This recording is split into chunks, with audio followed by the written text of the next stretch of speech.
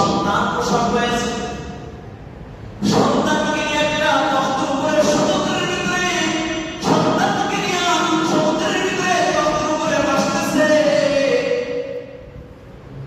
ও সন্তানটাকে দুধপান করাবে, সন্তানটা চিল্লায়। ওই সমুদ্রের ভিতরে না ওই বাচ্চাটার বাঁচার অবলম্বন নাই। ওই সময় তুমি আমাকে ডাক দেয়া বলছে,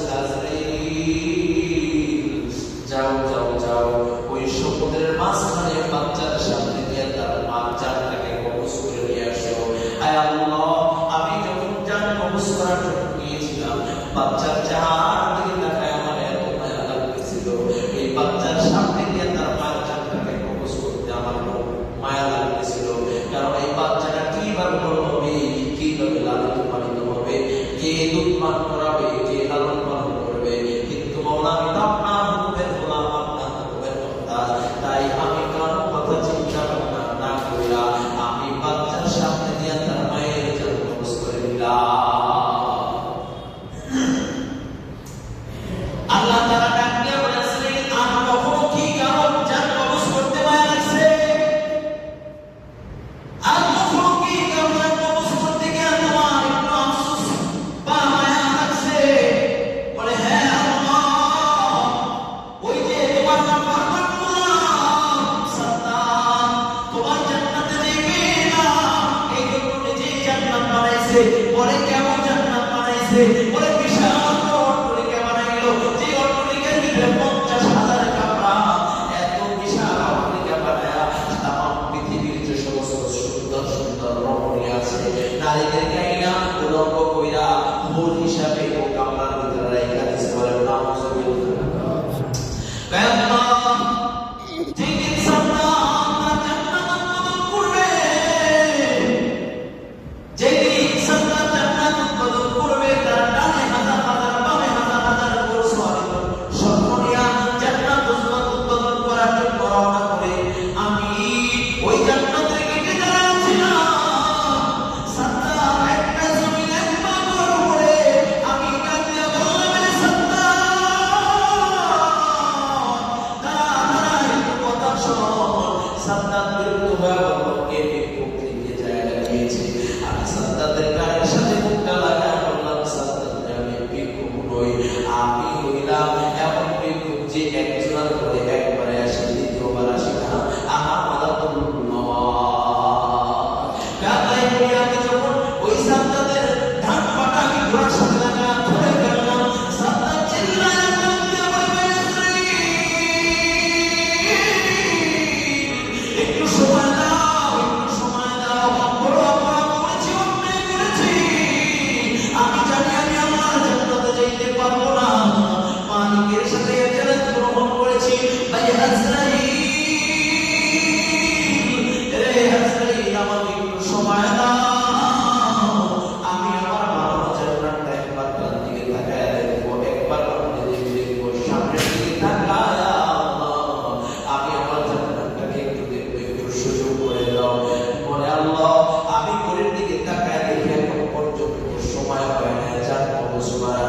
আমি তাকে ধইরা রাখবার আসে, ভাই আজরাইল, আজরাইল বলে ডাক দিয়েছি।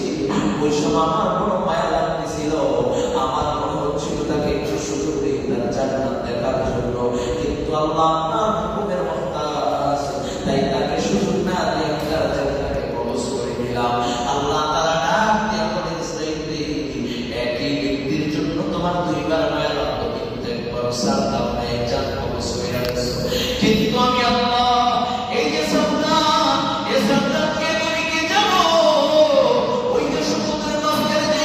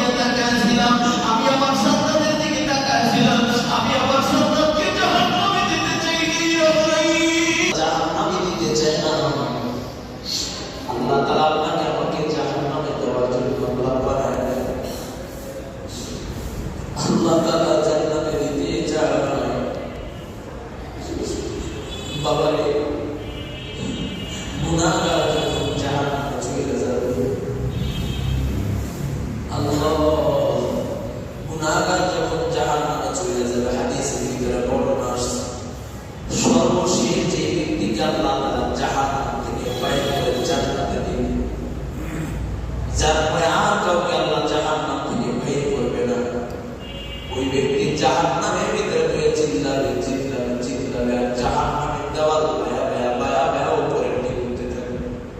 পয়গম্বর আরবি সাল্লাল্লাহু আলাইহি ওয়াসাল্লাম সাহাবায়ে কেরামের দিকে বয়ান করে শোনান, বলে আল্লাহ রাব্বুল আলামিন ওই জাহান্নামীকে ডাক দিয়ে বলবে, জাহান্নামী কি হয়েছে? জাহান্নামী ডাক দিয়ে বলবে, আল্লাহ,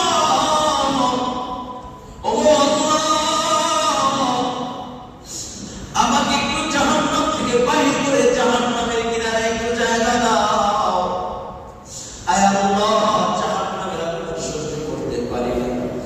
আল্লাহ তাআলা বলবে, ঠিক আছে, আর কিছু চাইবে না তো? কয় না না, আল্লাহ চাইবে না। এভাবে বলবে, আল্লাহ আমি কসম কেটে বললাম, আমার মায়ের কসম, বাবার কসম, দাদার কসম, আর কিছু চাইবো না, একটু জাহান্নাম থেকে বাহির করে জাহান্নামের কিনারে। সুবহানাল্লাহ। জাহান্নাম থেকে বাহির করে যখন জাহান্নামের কিনারে রাখবে, আবার কিছুদিন পর চিল্লাই, আল্লাহ, ও আল্লাহ, ডাকতে বলবে, কি হয়েছে? আবার কেন চিল্লাও? বলবে, আল্লাহ, জাহান্নামের এই আযাব, এই আগুনের তাপ সহ্য করতে পারি না। ওই যে বড় একটা গাছ রাখা যাবে, গাছের কিনারে একটু আমার জায়গা দাও। সুবহানাল্লাহ। আল্লাহ কয়, আগে বন্যা কসম করছো, আর কিছু চাইবে না, আবার কেন চাইবে? কয়, আল্লাহ, এই শেষবারের মতো কসম কাটলাম, আর কিছু চাইবো না, একটু সুযোগ দিবা। আর কিছু যাব না, কসম করে বললাম, মায়ের কসম, বাবার কসম। আল্লাহ কয়, রাস্তাতে যা যা গাছের নিচে কেউ ছায়ার নিচে বসায়া দেয়, যেই মাত্র ছায়ার নিচে বসায়া দেয়, মনে হয় পর্বত শুকিয়ে আর উঠতে পারবে না। এর থেকে বড় জান্নাত আর হতেই পারে না। থাকতে থাকবে এমন সময় আল্লাহ তাআলা জান্নাত দিলেন, নাচ দিয়ে আমাদের কানে আওয়াজ লাগায় দিবে। সুবহানাল্লাহ। আল্লাহ তো চায় মাত্র জান্নাতে যাবে। জান্নাতে যে জান্নাতের যে নামে আমার চামচের আওয়াজ, প্লেটের আওয়াজ, গ্লাসের আওয়াজ এগুলো তার কানে লাগায় দিবে। ও ব্যক্তিটা কি আমার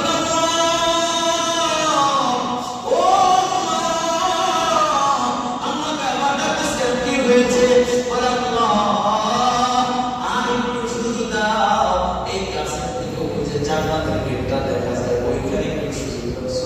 সুবহানাল্লাহ। আর বুঝরে কর সুবহানাল্লাহ। এই হাদিস যখন আল্লাহ নবী সাল্লাল্লাহু আলাইহি ওয়াসাল্লাম সাহাবাদেরকে শুনাইছেন, রাসূল মুসলিম শরীফ, আমি যখন আমার উস্তাদের কাছে পড়েছি, উস্তাদ যখন হাদিস শুনায় তখন উস্তাদ বলেছে, এই জন্য এই হাদিস শুনে যারা আসবে একটা সুন্নাত জিন্দা হয়ে যাবে। সুবহানাল্লাহ। আল্লাহ তাআলা কিভাবে বান্দাকে মুহাব্বত করে ডাকবে, আল্লাহ কি হয়েছে? আল্লাহ ওই জান্নাতের গেটের সামনে একটু জায়গা দাও। কয়েকদিন বলছো স্যার কিছু চাইবি না? শেষবারের মতো কসম করে বললাম, আর যাইবো না, একটু জান্নাতের গেটের সামনে জায়গা দাও। জান্নাতের গেটের সামনে আল্লাহ তাকে জায়গা করে দিবে। সুবহানাল্লাহ। জান্নাতের সামনে গেটের সামনে যাইবে, আল্লাহ তাআলা জান্নাতের দৃশ্যগুলো তার চোখের সামনে ধরবে। সুবহানাল্লাহ। আল্লাহ তাআলা জান্নাতের নাজ নেওয়া করবে তার চোখের সামনে ধরবে। ও বান্দা জান্নাতের প্রতি পাগল হয়ে ডাকবে, আল্লাহ, আল্লাহ বলবে, কি হয়েছে? আবার কেন ডাকছ? আল্লাহ, ওই যে জান্নাতের গেটের বাহিরে আছে, গেটের সামনে, গেটের ভিতরে একটু জায়গা দাও। সুবহানাল্লাহ। গেটের উপরে একটু জায়গা দাও, যেখানে জুতা থাকে। আল্লাহ কয়, আগে না বলছস কিছু চাইবি না? আল্লাহ, ওগো মালিক, বলছি তো যাবো না, কিন্তু সহ্য তো হয় না, কসম করে বললাম, আর কিছু যাবো না। আল্লাহ তাআলা আবার তাকে জান্নাতের গেটের উপরে জায়গা দেবে। যেই মাত্র গেটের উপরে জায়গা পাবে, ওখানে মনে করবে এর থেকে শান্তি দেয় আর কোনো জায়গা নেই। সুবহানাল্লাহ। জোরে বলো সুবহানাল্লাহ।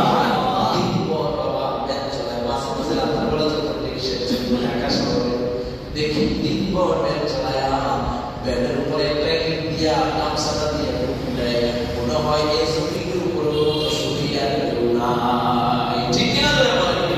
কোটি টাকার মালিক, এসি রুমে ঘুমায়, খাট পালঙ্কের অভাব নাই,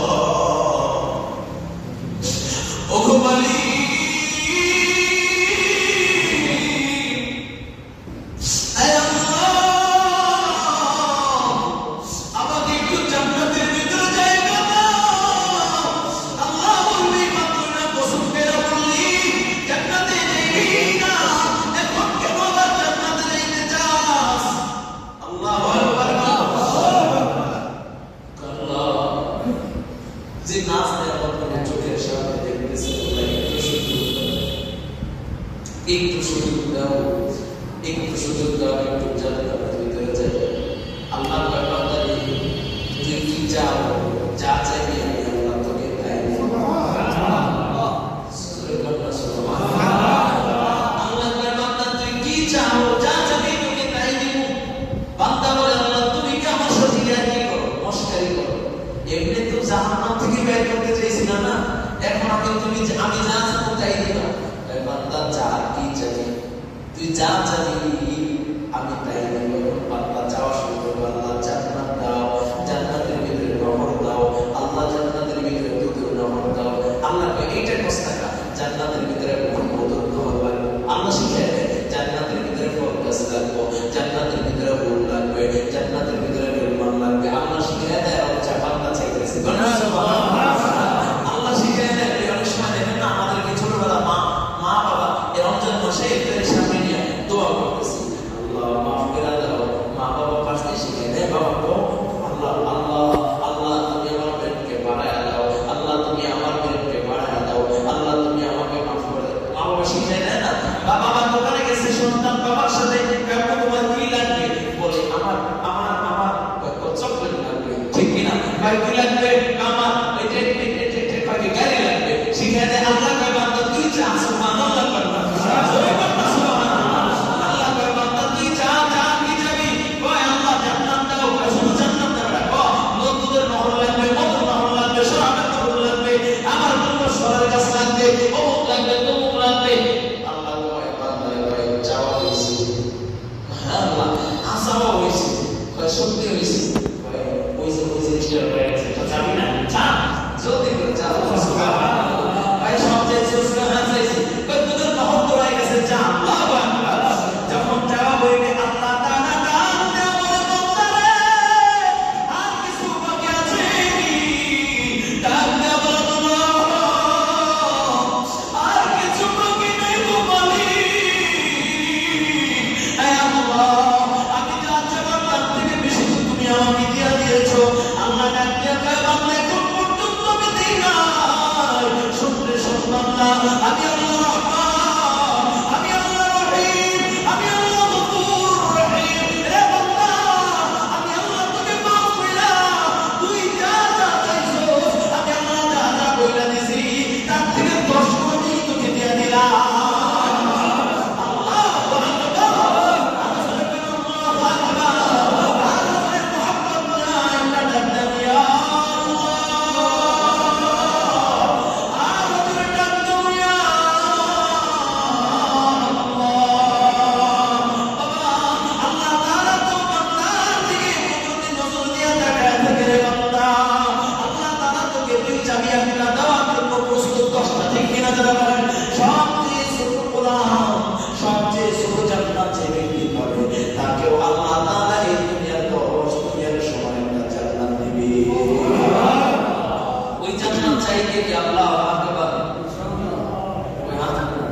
কে কে জান্নাত চাই? আল্লাহ আমাদের সকলকে জান্নাতি হিসেবে কবুল করুন। আমিন। জান্নাতে যদি চাইতে চাও বাবা সহজ 4টা কাজ আজকে দিব, পারবেন তো করতে? ইনশাআল্লাহ সহজ 4টা কাজ আজকে দিব। কোরআনের আয়াত কইরা এক একটা কাজ দিব। আল্লাহ বলেন ইবাদুর রহমানিল্লাযীনা ইয়ামশুনা আলাল আরদি হাওনা। এক নম্বর কাজ জান্নাত যারা চাও, যারা জান্নাতে যাইতে চাও তাদের এক নম্বর কাজ ইবাদুর রহমানিল্লাযীনা ইয়ামশুনা আলাল আরদি চলবে, বিনয়ী সাথে চলবে, হাত দেখা চলবে না, অহংকার হওয়া দেখা চলবে না, অহংকার থেকে বাইরে করে দিবে, তাকাব্বুর রিয়া থেকে বাইরে করে দিবে, বিনয়ী হইয়া জমিনের ভিতরে চলবে। বলুন সুবহানাল্লাহ। বিনয়ী হয়ে চলতে হবে। এক নম্বর কি বলে বিনয়ী যে ব্যক্তি বিনয়ী হয়ে যায় আল্লাহর কাছে তার দাম বেড়ে যায়। রাসূলের সব সাহাবারা ছিল বিনয়ী।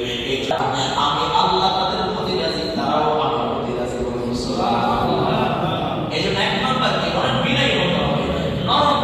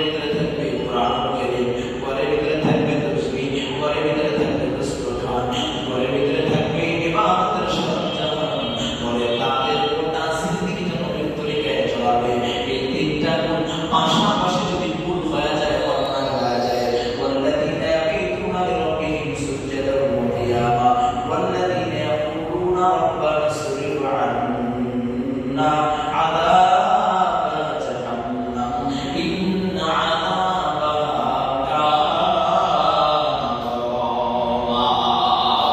যদি ভুল হয়ে যায়, চলতে পথে ভুল হয়ে গেছে, ওয়াসওয়াসা করে গুনাহ করে ফেলেছি, 60 বছর পার হয়ে গেছে শুধু জুয়া খেলছি, 60 বছর পার হয়ে গেছে গুনাহ করছি, 60 বছর পার হয়ে গেছে ঠিকই চাইছি, 60 বছর পার হয়ে গেছে জিনার ভিতরে লিপ্ত ছিলাম, 60 বছর পার হয়ে গেছে গুনার ভিতরে লিপ্ত ছিলাম, মনে আসছে ভুল করেছি, অন্যায় করেছি, রাত্রিবেলা উঠে হাত দুইটা জায়গায় বলে আল্লাহ জাহান্নামের আগুন সহ্য করতে পারবো না, আল্লাহ তুমি মাফ করে দাও, আল্লাহ তুমি ক্ষমা করে দাও, আয় আল্লাহ জাহান্নামের আগুন বড় ভয়ঙ্কর, আয় আল্লাহ তুমি জাহান্নামের দিন আমি সহ্য করতে পারবো না। এইভাবে এক ফোঁটা চোখের পানি সাইরা সাইরা সাইরা সাইরা কাঁদতে রাসূলুল্লাহ হুরিমাতিন নার আলা বাকাতিন খশিয়াতিল্লাহ। রাসূলুল্লাহ যখন জাহান্নামের ভয় কেঁদে দিবে, এক ফোঁটা চোখের পানি ফেলাইবে, সাথে সাথে আল্লাহ তাআলা তার জন্য জাহান্নামের আগুন হারাম করে দিবে। এই জন্যই চারটা, কয়টা? এই চারটা আজকে সবক। 1 নাম্বার জমিনের ভিতরে চলবো, নম্রতা প্রদর্শন করে চলবো। 2 নাম্বার কেউ যদি মারতেও পারে মায়ের জবাব বাদ দিয়ে দিব না, তার জন্য শান্তির দোয়া করবো। 3 নাম্বার আমার রবটাকে ইবাদতের জন্য সরঞ্জাম দিয়ে সাজাবো, আমি ইবাদতের ভিতরে আমি আমার সময়কে কাটাবো। 5 নাম্বার বলে ভুল হয়ে গেছে, জাহান্নামের ভয়ে আল্লাহর কাছে কান্নাকাটি করবো। 4টা গুণ যদি চলে আসে, আল্লাহ কয় ওয়া ইবাদুর রহমানিল্লাযীনা ইয়ামশুনা আলাল আরদি হাওনা, তাদের নামটা আমি আল্লাহ ইবাদুর রহমানের গোলাম তাদের উঠায় দেই। তারা আমার গোলাম হয়ে যায়, তারা আমার গোলাম হয়ে যায়, আর তাদের কোনো চিন্তা নেই, তাদের জিম্মাদারি সব আমি আল্লাহ নিয়ে নেব। সুবহানাল্লাহ। আল্লাহ যদি জিম্মাদার হয়ে যায়, কোনো ভয় আছে? আর কোনো ভয় আছে? এইজন্য ইনশাআল্লাহ তাআলা, এইজন্য আল্লাহর সাথে সম্পর্ক করব কিভাবে, এইজন্য আজকে আল্লাহর একজন বুজুর্গ আমাদের মাঝে আসছেন, হযরতুল আল্লামা আল্লামা খালিদ সাইফুল্লাহ আইয়ুবী দামাত বারাকাতুহু আলিয়া আসছেন। হযরতের সাথে তওবা করে 2টা হাত উঠে জাহান্নামের ভয়ে কান্নাকাটি করব, পারবো না ইনশাআল্লাহ। হয়তোবা এই চোখের পানিটাই কাল কিয়ামতের ময়দানে আপনার আমার নাজাত নসিব হতে পারে ইনশাআল্লাহ। ভালো যাবে ইনশাআল্লাহ। এলোমেলো অবসর কিছু কথা বলেছি, আমার বড় প্রয়োজনে কথা বলবো। আল্লাহ আমাকে আমাদের সকলকে আমল করার তৌফিক দান করুন। সকলে বলুন আমিন। যারা ইসলাম যারা প্রয়োজন করে ইসলাম ইনশাআল্লাহ আমরা যথাযথভাবে মসজিদে